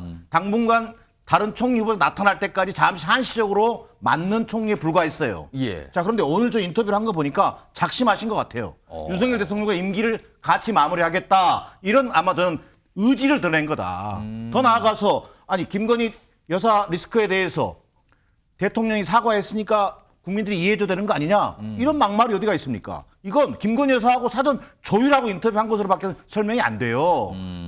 아니 총리께서 대통령의 지금 지지율과 여당의 지지율이 지금 곤두박질을 치고 있는 상황입니다. 어떻게 하면 국민들의 마음을 어루만져주고 그 민심을 잘 전달하는 어떻게 보면 민심 총리가 되셔야지. 예. 어떻게 윤석열 대통령과 임기를 같이 하는 마지막 총리가 되고 싶다? 저는 이런 어떻게 보면 도발적인 인터뷰를 할 수 있겠냐. 그러니 이렇게 정부 여당이 바닥을 헤매는 그런 수준에서 지금 못 벗어나고 있다. 저는 그런 면에서 대단히 안타깝습니다. 송영훈 대변인은 어떻게 보셨어요? 국무총리는 이제 대통령의 지시를 받고 그리고 대통령을 보좌하는 역할에 있지 않습니까? 예. 그렇기 때문에 이제 대통령께서 어떻게 역사에 자리매김해야 된다라고 하는 그런 당위와 지향점을 표명한 것으로 저는 그렇게 이해합니다. 그런데 자 그렇게 되려면은 지금 이제 갖춰져야 될 여건, 선결되어야 될 조건이 있지 않습니까? 예. 대통령께서 지난번에 체코 원전 세일즈 외교를 다녀오셔서 국민적인 평가도 약간 더 좋아졌습니다. 그럼에도 불구하고 근본적으로 지금 그 여건이 민심을 회복했냐라고 하면 솔직히 말씀드려서 그렇게 말씀드리기는 어려운 상황이죠. 예. 무엇이 그 선행돼야 됩니까? 지금 그 김건희 여사에 관해서 많은 국민들께서 그 걱정을 해오고 염려를 해오셨던 부분들이 있는데 그런 것에 대해서 어떤 사안의 본질과 성격에 맞는 적절한 입장 표명이 있어야 되지 않는가 저는 그렇게 생각합니다. 그것을 지난 전당대회 과정에서도 4명의 경선 후보들이 모두 다 김건희 여사의 사과가 지금이라도 필요하다라는 질문에 대해서 오팻말을 주저없이 들지 않았습니까? 예. 그 장면에서 사실 어떤 당심이나 그런 것들은 다 확인이 됐다고 생각합니다. 그러면은 이제 그런 얘기들이 숱하게 있어 왔기 때문에 이제는 좀 응답성을 발휘할 때도 되지 않았나 그런 개인적인 생각이 듭니다. 자, 오늘 국무회의를 통해서 이른바 쌍특검 법안 2가지 특검이죠. 이거에 대해서는 재논의를 해야 된다. 이걸 대통령께 건의하겠다. 이른바 거부권 행사를 건의한다는 거죠. 그렇다면 그 수순으로 갈 거예요. 그렇다면 그 이후 국회로 다시 오죠? 그럼 재표결에 붙여질 텐데 이와 관련된 목소리가 있습니다. 들어보시죠. 쌍특검법과 지역화폐 현금 살포법에 대해 제의를 하게 되면 우리 국민의힘 의원들은 다시 한번 하나로 똘똘 뭉쳐 폐기시킬 것입니다. 무한 반복되고 있는 야당의 원내 정쟁 공세도 결국 그 목적은 정권 퇴진 빌드업입니다. 특검법 안에 한 가지 있는 조항이 뭐가 있냐면 김건희 여사의 선거법 위반과 관련돼 있는 이슈가 있습니다. 선거법 공소시효가 10월 10일까지이기 때문에 10월 10일 전에는 법이 공포가 되든 공포가 되지 않든 그러니까 가결이 되든 부결이 되든 그거를 완전 확정을 지어주긴 해야 되거든요. 예. 그러니까 그런 일정에 맞춰서 국회의장이 적절하게 알아서 할 생각입니다. 그렇다면 10월 10일 늦어도 그때까지는 재표결 절차가 있을 것이다. 좀 국회의장의 얘기거든요. 자, 그렇다면은 여야가 다시 한번 표결하게 되거든요. 그리고 재표결에서는 이게 이름이 누가 어떤 의견을 냈는지 찬성을 했는지 봤는데 이게 안 나오죠, 이게 무기명으로 하기 때니까. 근데 이와 관련해서요, 여당 내에서 글쎄요, 뭔가 걱정을 하는 목소리일까요? 얘기를 좀 내놨습니다. 들어보시죠. 만약에 8명 이상의 찬성표가 나온다고 한번 보십시오. 그때는 뭐냐? 김건희 여사 악마 프레임에 우리 당이 동조한 겁니다. 그럼 우리 스스로 탄핵의 문을 여는 거예요. 과거 역사를 보면 노무현 탄핵, 박근혜 탄핵 전부 다 분열될 때 이루어지는 거고. 그래서 이런 면에 있어 분열은 있을 수 없고요. 분열 있을 수 없는데요. 8표 이상이 나갔다는 것은 정적 후폭풍이 상당합니다. 송영웅 대변인, 지금 국민의힘 내에서는 지금 이탈표에 대한 걱정하는 목소리가 많이 나옵니까 지금?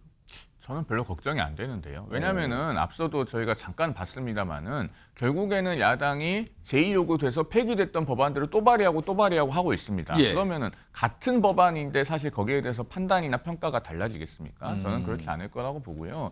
그 야당도 이렇게 지금 국회를 계속 다람쥐 쳇바퀴 돌듯이 무한 도돌이표의 장으로 만들어서는 안 됩니다. 사실은 일방적으로 법안을 발의하고 어차피 그 폐기될 것이 뻔한 운명인 줄을 알면서도 단독으로 통과시키고 제2요구되고 되돌아오면 부결돼서 폐기되고 재발의하고 이걸 지금 몇 달째 보고 있습니까? 사실은 우리 국민들께서 그러라고 그 야당에게 국회 과반 의석을 준 것이 아닐 것입니다. 지금이라도 입법 자원을 어디에 써야 될지 그 우선순위를 분명하게 가리고 말로만 먹상이 좀 외치지 말고 민생 법안부터 좀 우선하는 그런 성숙한 야당의 자세로 돌아와야 된다. 다시 한번 촉구드립니다. 정경환 교수님은 여당 내에서 이탈표 가능성 어떻게 보십니까? 뭐 예단할 수 없다.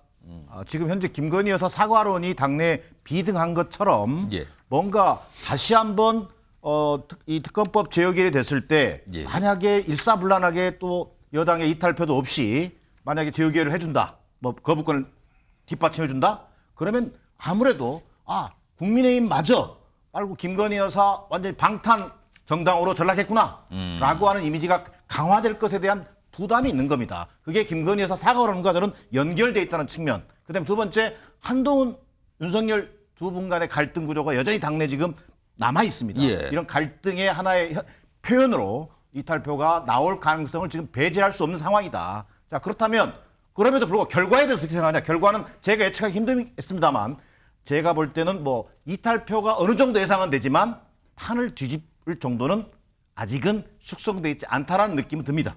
그런 면에서 보면 다시 한번 특검법 거부로 인해서 예. 김건희 여사가 전국에 시한폭탄으로 또 작동하는 또 그런 우를 범하게 되는 국민의힘의 모습이 되지 않겠나 이렇게 전망해 봅니다. 국회의장이 10월 10일 전까지는 뭐 본회의에서 어떻게 처리해야 되는 거 아니냐 이런 의견을 냈거든요. 그렇다면 뭔가 요 시점에 맞춰서 그 이후에 진행이 될 듯도 하네요. 자, 다음 이슈는 영상으로 준비가 돼 있고요. 그리고 그 영상 뒤에 뭔가 제목으로 설명이 붙어 있습니다. 확인해 보겠습니다.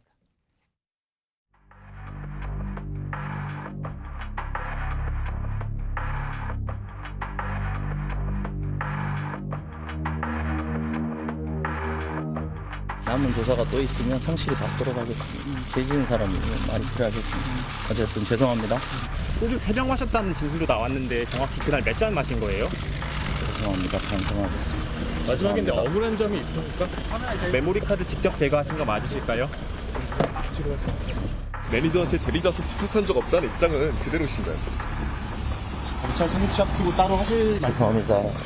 끝나고 말씀드리겠습니다. 죄송합니다. 끝나고는 어떤 자, 징역 3년 6개월 구형. 오늘 구형 얘기 참 많이 합니다. 여기 김호중 씨, 가수 김호중 씨인데 오늘 구형이 나왔고요. 그리고 법원에서 이런 입장을 냈다 그러죠. 법원 앞에 똑바로 살겠습니다. 제대로 살아보겠습니다. 약간 반성하는 것 같기도 하죠. 이렇게 되면은. 자, 지금부터 이 얘기 좀 해보죠. 오늘 구형과 관련된 내용 화면으로 정리해 봤습니다. 지금 뭐 쭉 보면은 지난달 19일 뭐 2차 공판 때 모든 혐의 인정하고요. 그다음에 조금 날짜가 지나서 지난달 20일에는 보석 청구도 있었고요. 오늘 결심 공판. 아까도 말씀은 결심은요 선고가 아니에요. 검찰 쪽에서 이렇게 처벌해 주세요라고 어떤 형량을 얘기하는 날이거든요. 근데 여기 보면 징역 3년 6개월 구형이 됐습니다. 그리고 1심은 오는 11월 13일, 오늘 11월에 나오는군요. 검찰이 구형을 하면서 이유를 밝혔는데 그중에 핵심은 이거예요. 조직적 사법방해 행위로 국민적 공분을 일으켰다. 조직적 사법방해가 있었고 이거에 대해서 국민들이 공분을 했다. 그러면서 징역 3년 6개월로 해주세요라고 얘기를 한 겁니다. 자, 이 사안 얘기해 주시기에 안희성 변호사 나와 계신데요. 지금 음주 뺑소니 혐의잖아요. 김호중 씨. 뭐 다른 혐의도 물론 많이 있습니다만. 이 정도 혐의면 구형량이 보통 이 정도 나옵니까? 이 형량 오늘 나온 구형량 이거 어떻게 봐야 됩니까? 뭐 음주 뺑소니 혐의만 놓고 보면 구형 자체는 좀 과하다. 강하게 나온 겁니까? 보는 의견도 일부 있습니다. 근데 사실 이 사건의 본질이 음주 뺑소니가 아니라 아까 말씀하셨던 조직적 사법 방해입니다. 이 여기에 방점이 찍혀 있다 보니까 사실 구형도 좀 이렇게 좀 3년 6개월까지 나온 것이고요. 사실 이 3년에다가 플러스 6개월이 더해진 의미가 갖는 게 뭐냐면 뭡니까? 이제 사실 우리 형사소송법에서는 3년 이하의 형을 선고할 때 집행유예를 할 수 있게끔 집행유예? 예, 되어 있습니다. 근데 검사가 구형함에 있어서 3년 이하, 3년이나 3년 이하가 아닌 3년 6개월을 구형했다는 의미는 검찰의 의견은 어쨌든 집행유예 자체가 적절하지 않다라고 본다는 것을 판사에게 이 구형을 하면서 집행유예 이런 거 안 됩니다. 우리 맞습니다. 의견은 그겁니다. 이걸 강조한 겁니까? 그렇죠. 그리고 실제로 판결이 집행유예가 선고 날 경우에는 양형이 지나치게 과경하다는 이유로 항소할 수 있는 명분을 만들어 놓는 거죠. 그리고 또 하나의 의미는 사실은 계속해서 뭐 지적 또는 비판을 받아왔던 부분이지만 결국에 경찰 수사 과정에서 쭉 이어오다가 검찰 기소 시에 음주운전 혐의가 빠졌습니다. 물론 이 부분은 사실 전략적 접근이라고 보여집니다만 사실은 이제 뭐 구속 요건이라든가 입증 책임에 대해서 사실 구체적인 연구가 조금 부족한 일반 이제 국민들 입장에서 보다 보면 이제 음주운전이 도대체 왜 빠졌는가? 그럼 아직도 납득을 못 하시겠다는 분들이 있어요. 그렇죠. 지금요. 그런 여론들이 사실 또 제일 걱정하는 게 그러면은 이 처벌에 공백이 생기는 거 아니냐? 양형이 너무 좀 약하게 나오는 것이 아니냐라고 하는 우려가 있거든요, 분명히. 사실 그에 대해서 검찰이 이런 양형에서의 공백을 이제 6개월이라는 플러스적인 의미로서 좀 보강하는 것이 아닌가 그렇게 바라보고 있습니다. 단순히 징역 3년과 3년 6개월은 큰 차이가 있다. 그리고요, 오늘 구형이 김호중 씨만 된 게 아니에요. 다른 분들도 같이 있었잖아요. 아까 뭐 조직적 이런 얘기한 이유가 있었거든요. 그분들 오늘도 구형이 있었는데 소속사 대표, 본부장, 그다음에 매니저 있는데 여기 보면 대표하고 본부장은 징역 3년, 그리고 매니저는 징역 1년입니다. 송혜원 변호사 이분들 뭐랄까 이 공범이라고 해야 됩니까? 이분들 3년, 1년 이거는 어떤 의미일까요? 조직적으로 역할을 분담을 했는데 그 중에서도 이제 주범이라고 할 수 있는 사람들이 있고 종범이라고 할 수 있는 사람이 있는 것이죠. 예. 징역 1년 구형된 저 매니저는 제가 그동안의 언론 보도를 통해서 보기에는 그 막내 매니저에 가까운 것으로 예. 알고 있습니다. 그리고 저 본부장은 이제 김호중 씨와 함께 어떤 적극적인 조사 행위가 있는 것이죠. 이런 그 사법 방해에 해당하는 종류의 범죄에서는 우리가 실행한 사람보다 교사한 사람을 더 나쁘게 봅니다. 예. 왜냐하면 그 교사를 통해서 직접적으로 이득을 볼 가능성이 높거든요. 예를 들면 위증교사 같은 경우에 위증을 한 사람보다도 위증을 부탁하거나 위증을 시키는 사람이 그 위증의 결과로 인해서 재판에서 직접적으로 이득을 볼 가능성이 높습니다. 예. 그래서 위증에 관해서도 양형 기준에서 위증교사는 가중사유로 돼 있거든요. 지금 마찬가지입니다. 김호중 씨 같은 경우에도 결국에는 자신의 범행을 어떻게든 은폐하기 위해서 저런 범인 도피 교사를 저질렀다고 지금 보는 것이고 예. 저 본부장 같은 경우도 결국에는 김호중 씨의 범행을 은폐하기 위해서 본인이 주도적으로 저런 교사 행위를 함께 한 것이 아닌가 그렇게 보는 검찰의 시각이 반영이 돼 있다. 그런 구형이다라고 이해가 됩니다. 그렇다면 김호중 씨는 3년 6개월, 대표 본부장은 3년, 매니저는 1년 이렇게 오늘 구형이 나왔습니다. 아까도 말씀드리지만 이게 선고가 아니고요. 검찰 쪽에서 재판부에 이렇게 처벌해 주세요라고 오늘 얘기를 한 겁니다. 자, 오늘 결심 공판이잖아요. 여기에서 김호중 씨 뭐 이른바 이제 최후 진술을 했어요. 내용 좀 보겠습니다. 자, 이 얘기를 했네요. 그날의 선택을 후회합니다. 같은 실수 반복 않고 정신 차리고 똑바로 살겠습니다. 정신 차리고 똑바로 살겠다고 얘기했어요. 그리고 김호중 씨 쪽 변호인은 반성하고 있습니다. 법이 허용한 내에서 최대한 관대한 판결을 내려주세요라고 최후 진술과 최후 변론을 했다는 겁니다. 안희성 변호사. 예. 변호사 얘기도 그렇고요. 김호중 씨도 굉장히 이제 반성하는 표현들을 많이 썼어요. 맞습니다. 이런 거 1심 형량에 좀 영향을 줍니까? 아무래도 이제 대법원에서 마련하고 양형 기준 중에 진지한 반성이라고 하는 양형 기준이 있습니다. 사실 이러한 양형 요소를 득하기 위한 어떤 제스처로 보이고요. 사실 김호중 씨와 변호인 중간에 교체가 한번 됐습니다만 수사 과정에서 사실 처음에는 음주운전 혐의조차도 다투었을 정도로 조금은 이해 못할 행보를 보여왔습니다. 다만 이제 공판 과정에 넘어서서 이제 일체 혐의에 대해서 인정을 하는 쪽으로 선회를 했고요. 예. 그렇다고 한다면 사실 변호인이나 피고인이 이제 최후 진술에서 할 수 있는 말은 좀 제한적입니다. 가령 뭐 저런 식으로 이제 피해자에 대한 합의가 됐다라든가 아니면 현재 지금 구속된 상태로 재판을 받았기 때문에 미결구금 일수가 얼마나 되냐 이것도 사실은 양형에 좀 영향을 미치거든요. 또 하나는 이제 김호중 씨가 이 사건 전에 어떤 사회적 공인으로서 갖고 있던 사회적인 지위와 명성 등을 사실상 이 사건을 위해서 다 잃어버렸기 때문에 이러한 불이익도 사실은 고려는 될 수 있거든요. 사실 뭐 공무원 같은 경우도 어떤 이제 형사 범죄를 저지르게 되면은 신분상의 불이익을 받는 것과 마찬가지로 김호중 씨도 이 사건으로 인해서 형사처벌뿐만 아니라 어떤 다른 이제 신분상의 유무형의 불이익을 받았다는 취지로 어필을 한 것으로 보입니다. 그러면은 저렇게 반성한다. 그러니까 굉장히 읍소를 한 걸로 보이거든요. 그리고 모든 거 다 반성하고 인정합니다. 그러니까 재판부께서는 저를 좀 잘 좀 봐주시고 뭐 감안해 주시고 이런 거잖아요, 지금. 맞습니다. 형량 얼마나 나올 걸로 전망하십니까? 일단은 검사 구형의 재판부가 구해받지는 않습니다만 그래도 중요한 고려 요소가 됩니다. 검찰에서 지금 3년 6개월을 구형을 했고 사실상 이 사건의 본질은 아까도 말씀드렸지만 뺑소니가 아니라 이제 사법 방해이거든요. 그로 인해서 사실은 대한민국 전체가 흔들렸다 봐도 과언이 아닙니다. 하나의 법이 만들어졌으니까요. 어쨌든 그런 긍정적인 효과도 좀 있었고 또 이제 피해자와 또 사실 합의가 좀 된 부분도 있고 단순히 뭐 처벌불원서 정도만 제출된 것이 아니라 피해자가 정말 간곡한 취지의 탄원서를 또 써서 제출하기도 했기 때문에 그런 부분들은 뭐 위험운전치사상이나 뭐 도주치상에 있어서는 분명하게 유리한 양형 요소로 작용을 할 것으로 보여집니다. 그래서 사실 저는 조심스럽지만은 이 사건에 있어서는 이제 검사 구형 3년 6개월의 절반 정도를 하면서 집행유예를 좀 선고하지 않을 것인가. 대략 한 징역 2년 예를 들면 2년에 4년 정도 저는 예상하고 있습니다. 징역 2년에 집행유예 뭐 몇 년? 4년 정도. 4년. 송영우 변호사는 어떻게 전망하세요? 1심 어느 정도 나올 것으로 이 정도면 이런 분위기라면 얼마 나올 걸로 보십니까? 두 가지 가능성이 그러니까 다 있다고 봐야 되겠죠. 그러니까 우리가 위험운전 치상이나 도주치상 자체만 놓고 보면은 예. 말씀하신 것처럼 지금 피해자와 합의가 됐고 피해자가 처벌 불원 탄원서를 제출했기 때문에 그렇게 되면 상당히 경한형이 선고될 수 있습니다. 예. 사실 저런 사례에서 저런 사법 방해 부분이 없으면은 벌금형으로 끝나기도 해요. 비교적 상해가 가볍고 이런 경우에는. 그런데 앞서도 말씀드렸다시피 이 조직적인 사법 방해 부분이 굉장히 중요합니다. 그리고 또 한 가지 이제 중요한 양형 사유로 그 김호중 씨의 속칭 술타기 수법. 이것이 이제 언론을 통해서 더 널리 알려지면서 또 이제 주당들이 많이 따라하는 그런 사회적인 부작용. 김호중 씨 측에서는 약간 부인하는 입장도 나오지 그렇죠. 않았습니까? 그런, 아니라고. 그런 예. 입장도 나오긴 했는데 어쨌든 그것을 통해서 이제 주당들이 많이 따라할 수 있는 예. 그런 사회적인 위험도 생겼다고 할 수 있어요. 그래서 법원이 집행유예냐 실형이냐를 놓고 상당히 고민을 많이 할 것 같습니다. 예. 그러니까 사법방해 부분을 중하게 봐서 비록 짧은 기간이라도 실형을 선고할 수도 있고 아니면은 집행유예로 가더라도 상당히 긴 기간의 집행유예를 둬서 이걸 통해서 뭔가 김호중 씨로 하여금 다시는 그런 일을 저지르지 않도록 억제하는 효과를 좀 도모하지 않을까. 저는 아직은 두 가지 가능성이 다 열려 있고 재판부가 고민의 시간을 가질 것이다. 그렇게 예상합니다. 오늘이 결심 공판인데 여기에서 이제 보석에 관해서도 오늘 신문을 한다고 예고가 돼 있는데 지금 아마 진행 중인지 모르겠어요. 화면 좀 보겠습니다.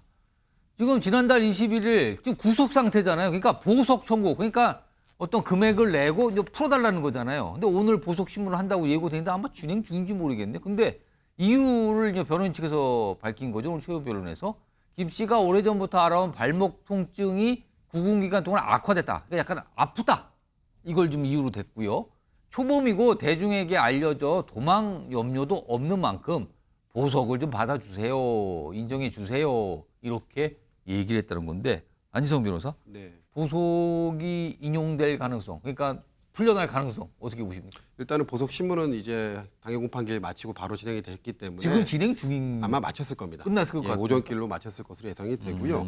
여기서 하나 힌트를 좀 얻어볼 것이 선고기일이 11월 13일로 지정됐다는 점에 좀 주목할 필요가 있습니다. 지금 뭔가 관련이 있어 보입니까 지금? 보통은 결심하고 나서 짧게는 2주, 길게는 뭐 한 달 정도로 선고기를 지정을 하는데 지금 11월 13일로 지정됐다는 것은 검토할 것이 좀 더 많고 그 사이에 뭔가 고민하고 결론을 내릴 것이 있다라는 재판부 한 달 보름 정도를 더 뒤에요. 그렇죠. 지금요? 그래서 그 사이에 사실 이 선고기일만 놓고 보면 그 사이에 별도의 기일을 지정을 해서 보석에 대한 결정을 내릴 수도 있겠다라는 생각도 합니다만 사실 이 사건 뭐 지금도 저희가 다루고 있고 몇 번째 다루고 있지 않습니까?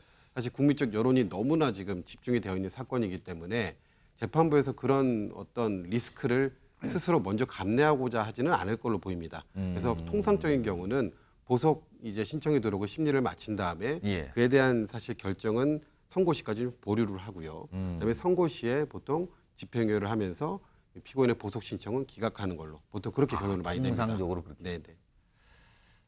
이동학 전 민주당 최고위원은 이제 일반 시민의 입장으로서 만약에 김호중 씨의 보석을 법원에서 받아준다면 이동학 전 최고위원은 어떤 생각을 하십니까? 난리가 날 것 같은데요. 네. 국민의 법감정이라고 하는 게 있잖아요. 그러니까 사법적으로 정확한 팩트 혹은 조항을 가지고 판단을 할 수 있는 요소들이 있는 것이고 국민들이 볼 때는 첫 대응부터 잘못했잖아요. 사실 본인이 잘못했으면 석고대죄하는 게 맞죠. 그랬다면 본인의 명성이나 어떤 명예 이런 것들은 그래도 조금 지킬 수 있을지 사실 모릅니다. 초기 대응 때문에 일이 더 커진 거죠. 네, 물론 음주운전 절대 안 됩니다. 당연히 다른 사람을 사상시킬 수도 있고 그런 여러 가지 우려들이 있기 때문에 음주운전 안 되지만 잘못을 이미 저질렀다면 그 부분에 대해서 대중적으로 선처받을 수 있는 길은 명확한 사죄 그리고 진정 어린 목소리로 그 행동을 하는 것이거든요. 근데 지금 재판받아오는 이 과정 특히나 초기에서는 완전히 도망가려고 어떻게 하면 빠져나갈까 그런 모습들이 대중에게 다 비춰졌습니다.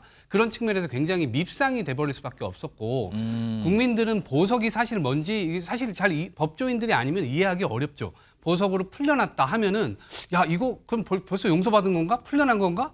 오히려 이런 인식이 안 좋을 수 있습니다. 그렇기 때문에 저는 이것이 만약에 진짜 보석으로 풀려나게 될 경우에는 국민 법감정 이런 거 훨씬 더 악영향을 미칠 것이다 이렇게 봅니다. 기다려봐야 됩니다. 뭐 법원, 재판부에 판단할 게 많네요. 지금 보석 관련된 거. 1심도 이제 판단해야 되니까요. 시간이 좀 걸릴 것 같네요. 자, 다음 준비된 이슈는 영상으로 확인을 좀 해보겠습니다.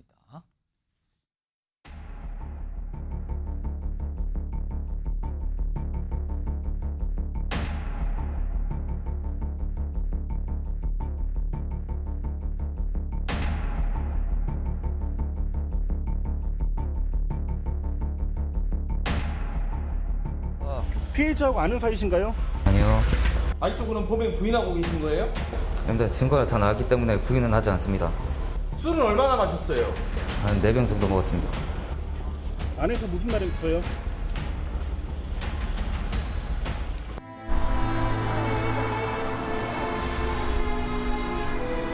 근데 막 찢어지죠. 자식 새끼 버려놓고 부모가 많다고 했잖아요. 아니면 되게 지질지질.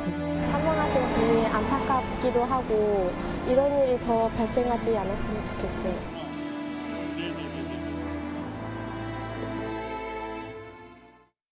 있어서는 안 될 일이죠. 순천에서 얼마 전에 벌었습니다. 이 고교생, 여고생이죠. 이게 뭐 말도 안 되는 일 당한 거잖아요, 지금요. 지금 속보 나왔습니다. 지금 순천 여고생 살해 피의자 신상 공개 결정이 나왔습니다. 이름은 박대성, 30살입니다, 지금요. 얼굴 좀 볼까요? 이렇게 돼 있습니다. 지금 뭐 마스크 가린 거 아닙니까, 지금요? 30대 박대성이라고 합니다. 이제는요, 신상 공개됐으니까 얼굴도 좀 알려줘도 되는 거예요, 지금요. 바로 이 모습이랍니다. 얼마 전부터 이게 논란이 많이 근데 머그샷 이런 거 공개되죠, 지금.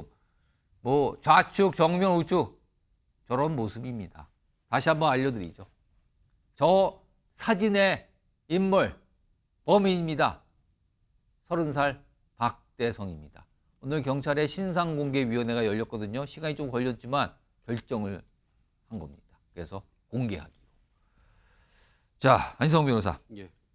우선 신상공개 얘기하기 전에 일단 이 사건, 이거 많은 분들이 참 안타까운데 이거 사건 짧게 핵심을 다시 한번 설명해 주시죠. 예, 지난 26일이었습니다. 이제 친구를 만나고 귀가하던 여고생을 이제 뒤따라가서 칼로 수차례 찌르고 숨지게 한 사건입니다. 사실 경악스러웠던 것은 그 살해 그것보다 그 뒤에 밝혀진 정황들인데요.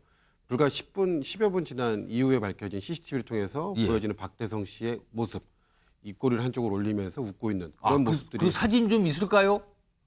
예. 그 영상이나 사진 좀 준비되어 있으면 그걸 좀 보면서 지금 보세요. 예, 설명해 주세요. 해당 CCTV인데요. 지금 저 현장에 자칠 사건 살인하고 나서 저기 이제 범행을 저지르고 저진 뒤입니까? 예. 저지르고 나서 10여 분도 경과하지 않은 상황입니다. 근데 지금 얼굴이 나오는데요? 예. 멀리서 저렇게 화질이 좀 좋지 않은 화면에서도 분명히 식별되는 게 입꼬리 한쪽에 올라가면서 약간 웃고 있는 모습이 겁니까? 보입니다. 예. 그래서 더구나 또 맨발 차림으로 정말 뭐 횡보하고 있는 모습인데 저런 모습들이 사실 일반 국민들로 하여금 사이코패스가 아닌가. 이 살인 범행을 저지르고 어떻게 저렇게 웃는 모습으로 길거리를 횡보할 수 있지라는 두려움과 공포감까지 저어냈습니다. 사실 이 부분이 사실 가장 충격적인 부분이고 많은 분들이 깜짝 놀라셨죠, 네. 지금. 그리고 그 이후에도 사실은 검거 과정에서 어딘가 숨어 있다가 검거된 것이 아니라 또 이제 3시간 정도 지난 이후에 길거리를 횡보하다가 다른 행인과 이제 시비 끝에 신고를 받고 또 싸웁니까? 예, 경찰한테 검거가 범행을 말도 안 되는 범행을 저질렀고 다른 사람과 또 싸워요? 맞습니다. 이제 그런 부분들이 사실 석연치 않은 부분이 너무 많이 있기 때문에 사실 저희가 지금 제일 우려하고 있는 부분이죠. 심신상실이라든가 심신미약의 주장도 이게 지금 저쪽에서 주장하고 할 것이 예견이 되지 않나 이런 좀 우려도 있습니다. 신상 공개가 결정됐다라는 거는 그만큼 공익과 알림으로서 얻는 공이 더 크다 이렇게 판단이 된 겁니까? 그렇죠. 아무래도 여러 가지 요건이 있겠지만은 그 중에서 가장 쟁점이 되는 요건은 공공의 이익입니다. 그래서 국민의 알 권리를 과연 충족할 수 있을 정도로 이 사건 범죄 혐의가 잔인했는지 또한 중대한 피해가 있었는지 살펴보게 되는데 사실 저렇게 CCTV상 보여지는 저런 이 잔인성 등이 사실은 신상정보 공개 결정에 좀 영향을 미치지 않았을까 조심스럽게 추정을 해봅니다. 지금 여기 보면 신상공개위가 설명을 해놨죠. 범행의 증거 충분하다. 그리고 공공의 이익에 공개하는 게 공공의 이익에 부합하다. 이런 이유를 밝혔습니다. 그런데요, 이 뭐라고 표현할까? 진짜 이 몹쓸 사람인가요? 진짜 뭐라고 표현할지 모르겠는데 이 살인범 또 술 얘기를 꺼내놨다면 술 얘기 지금요. 이거 화면 좀 볼까요? 지금 뭘 기억이 안 난다, 술을 마셨다 이런 얘기 나오는데 그 내용 좀 보겠습니다. 여기 보면 범행 부인하는 건가? 증거 다 나와서 부인 안 한다. 술 얼마나 마셨나? 소주 4병 정도 마셨다. 그러면서 뭐 기억이 안 난다 이렇게 얘기했다고 그러죠? 송영 변호사. 이거 이러면 또 걱정돼. 이게 또 심신미약 뭐 이렇게 또 연결될 수 있는 거 아니냐라는데 요새 사실 법원이 심신미약 이런 거 잘 안 받아준다면서요, 요즘엔요? 그렇습니다. 요즘은 심신미약 인정되는 사례를 찾아보기가 매우 어렵고요. 저렇게 술을 마셔서 내가 잘 기억이 안 난다, 뭐 술김에 저지른 행동이다라고 해서 이른바 주치감경이 되는 경우는 정말 손에 꼽을 정도입니다. 매우 찾아보기 힘들고 특히나 저 사건 같은 경우에는 뭐 고의에 의한 살인 아니겠습니까? 술 핑계를 댄다고 해서 감경이 될 가능성은 사실상 없다고 해도 과언이 아니고 오히려 지금 저 사건은 범행의 잔인성에 비춰보면은 재판부가 사형 선고도 나중에 고민하게 될 만한 그런 사안인데요. 이제 사형을 선고할지 아니면 뭐 무기징역이나 장기간의 징역을 선고할지를 고민을 할 때 이 교화 가능성을 검토해야 되거든요. 근데 저렇게 뭐 소주를 한 4병 정도 마셨는데 술을 마셔서 전혀 기억이 안 난다. 피고인이 이런 식의 태도를 보인다면은 저는 사형 선고의 가능성도 배제할 수 없는 것이 아닌가. 그러니까 주치 감경이 되기보다는 오히려 저런 태도로 인해서 극형에 처해질 가능성이 높아질 가능성마저 있다. 그렇게 말씀드리겠습니다. 자, 이번에 변을 당한 이 고교생 10대 여고생이었어요. 화면 좀 보겠습니다. 여러 가지 얘기가 그 여고생과 관련된 얘기 지금 보면은 뒤에 보면 뭐가 걸려 있죠. 현수막이 지키지 못했습니다. 미안합니다. 많은 분들이 안타까워서 저런 것까지 걸려 있고요. 그 앞에 꽃도 놓여 있고 그래요. 지금 이동학 전 최고위원. 저 내용을 좀 보면서 설명해 주세요. 지금 너무 또 안타까운 얘기가 또 알려지고 있네요, 지금요. 네, 아무래도 국민들께서 그리고 특히나 순천 시민분들께서는 내 딸이 아니고 내 여동생이 아니어도 저런 지점에서는 이심이 될 수밖에 없는 거 아니겠습니까? 그러니까 마치 내 딸 같이 마치 내 여동생처럼 저런 일을 겪었다고 하면 이거는 잠이 안 오죠.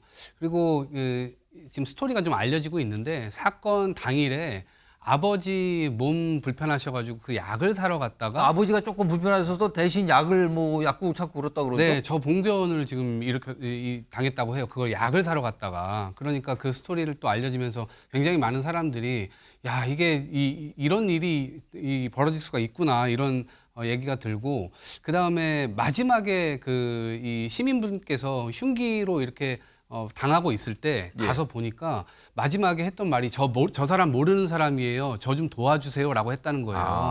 그러니까 그 말도 결국 또 전해지게 되면서 결국에는 못 지킨 거잖아요. 그러다 보니까 그런 부분에 대한 안타까움이 있을 수밖에 없고 지금 저기에 보면 뭐 예를 들면 여고생들이 좀 좋아할 만한 뭐 초콜릿이라든가 과자라든가 우유라든가 이런 것들도 사람들이 자신의 마음을 꽃뿐만 아니라 여러 가지 형태로 지금 표시를 하고 있다고 지금 보여지고 있습니다. 경찰관이 되고 싶었다. 경찰이 되길 꿈꿨다. 그리고 준비를 하고 있었다. 이런 얘기까지 지금 알려지면서 많은 분들이 지금 눈물을 짓고 있다 그래요. 안희성 변호사. 사실 이 범죄가 처음에 알려졌을 때 이거 묻지마 범죄 아니냐 이른바. 근데 그런 얘기가 나왔다가 요즘은 이거 달리 봐야 되는 거 아니냐. 약간 이런 시각도 있더군요. 이거 어떻게 판단하십니까? 예, 아무래도 이 피해자가 자신보다 취약한 여성 그리고 아동 청소년이었기 때문에 사실 이런 의견도 나오고 있는 건데요. 사실 지금 또 더구나 지금 범행 동기로 일부로 지목되는 것 중에 하나가 자신의 여자친구와 다툼.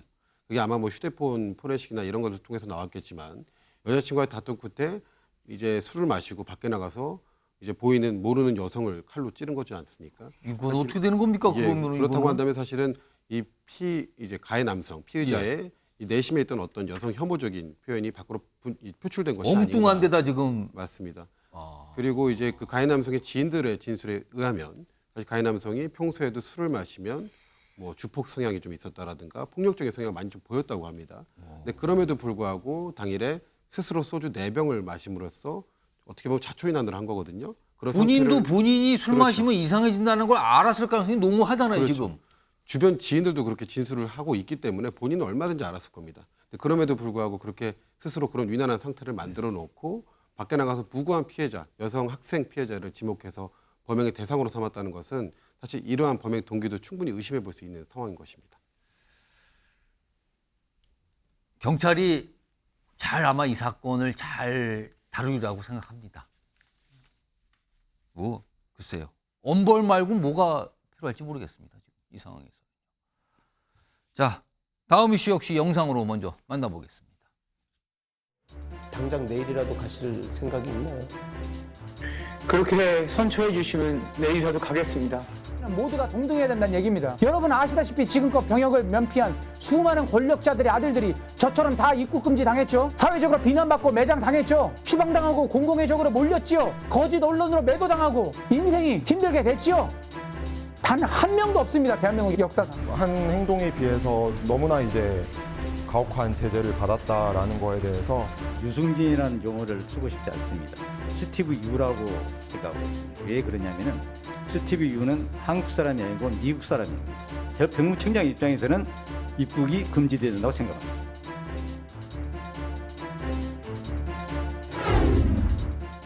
한국행 비자 3번째 거부당했습니다. 유승준.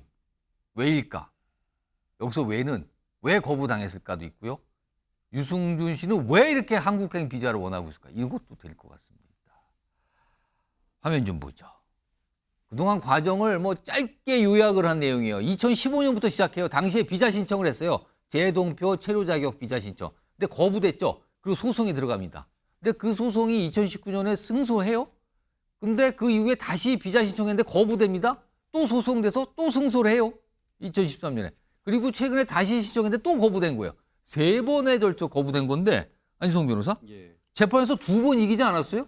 맞습니다. 그냥 이긴 것도 아니고 사실 대법원까지 가서 이겼습니다. 근데 비자 발급 신청에 또 거부가 된 거네요? 이게 사유를 살펴보면은 2차 거부, 이 종전의 거부 처분이죠. 예. 2차 거부가 난 시점 이후로부터 예. 어떤 사정, 그걸 구체적으로 어떤 사정이라고 이제 명시하고 있지는 않습니다. 예. 근데 그러한 어떠한 사정이 대한민국 공공의 이익을 좀 저해할 우려가 있다. 지금 이 비자를 다루는 게 이제 LA 총영사관이잖아요. 그 예. 화면으로 정리된 거 좀 보겠습니다. 입장이 좀 소개가 돼서 있는데 이걸 좀 보면서 설명해 주세요. 예. 여기 보면 비자 발급 거부 이유예요. 뭡니까 맞습니다. 저게? 이제 대한민국의 이익을 해칠 우려가 있다. 어떤 우려냐? 그거에 대해서는 사실 구체적인. 근데 2020년 그 예. 7월 이후 행위 이렇게 돼 있네요. 그게 이제 두 번째 비자 발급 거부를 했던 그 이후의 행위를 문제 삼겠다라는 겁니다. 근데 사실 그 이후에 유승준 씨의 행위가 특별한 어떤 행보가 언론에서 나오진 않았거든요. 그래서 사실은 이 LA 쪽에서 어떤 행위를 문제 삼고 있는지 저도 정확히는 가늠은 안 갑니다만 사실 저런 이유로 해서 다시 새롭게 거부 처분을 한 것입니다. 그래서 이에 대해서 유승준 씨 이제 대리인 측은 다시 한번 요거에 대해서 다퉈보겠다라고 입장을 밝혀놓은 상황이고요. 그러니까 2차 거부가 됐는데 그때 이후에 지금까지 행동 보니까 이거 안 됩니다. 이것 때문에 이렇게 된 거네요. 이번에 맞습니다. 거부 사유가. 사실상 이거 부분이 조금 문제가 있을 수가 있는 게 대법원에서 1차, 2차 거부 처분에 대해서 최종적으로 여러 가지 이유를 들어서 이 거부 처분은 이제 취소가 되어야 된다라고 사실은 밝힌 거거든요. 근데 그 대법원은 사실은 우리 이 사법 판단에 있어서 최종적이고 제일 높은 기관 아니겠습니까?